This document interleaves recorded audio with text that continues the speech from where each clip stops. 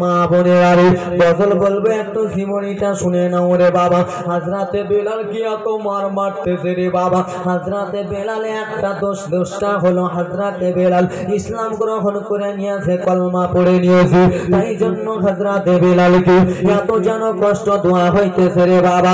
হযরতে বেলালের হাতে পায়ে সকাল বেলা পাথর দিয়েছে, সন্ধ্যা বেলা পাথর গুলো যেমন সরিয়েছে রে মায়েরা। হযরতে বেলালে হাতের হাড্ডি গুলো যেন টেপসা হয়ে গেছে রে, হাতের চামড়া গুলো যেন পাথরের সঙ্গে চলে গেছে, যেমনই পায়ের পাথর টেনেছে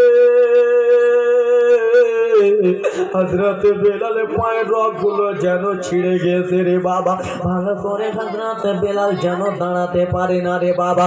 কেমনই যেমন তেমন করে দাঁড়ালেন রে মুসলমান আমার। বেলাল বলে আমি কলমা ছাড়বো না। উমাইয়া বলে বেলাল তুই শুধু নবীর কলমা ছেড়ে দে রে বেলাল। হযরতে বেলাল বলে না না না। আবার রাত্রে বেলা ঘরে নিয়ে গেল রে বাবা। হযরতে বেলালকে রাত্রে বেলা ঘরে নিয়েছে রে বাবা। হযরতে বেলালকে যেন জমিনে শোয়া হলো। হারামি উমাইয়া গরম পানি করে আনলো ডেকে রে বাবা। গরম পানি দোয়াগা পানিগুলো এনে যেন হযরতে বেলালের শরীরে চালাতে লাগলো রে।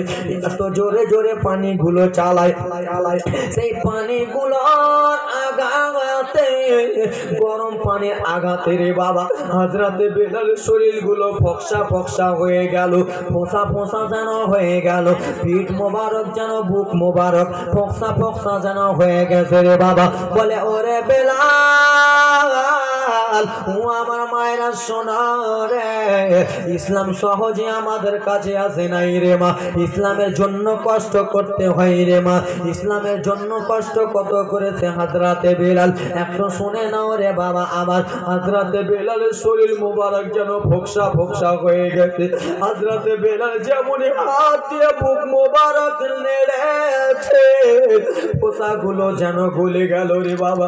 হযরতে বেলাল কান্দে উমাইয়া আমাকে ফোঁসার আঘাত দিয়ে তুই জ্বালা দিয়া দিলি রে, আমাকে ফোঁসার আঘাত দিয়ে তুই এত কষ্ট দিলি রে, আমি আর এত কষ্ট সইতে পারি না রে উমাইয়া। এই কথাবার্তা বলে হযরতে বেলাল কান্দে।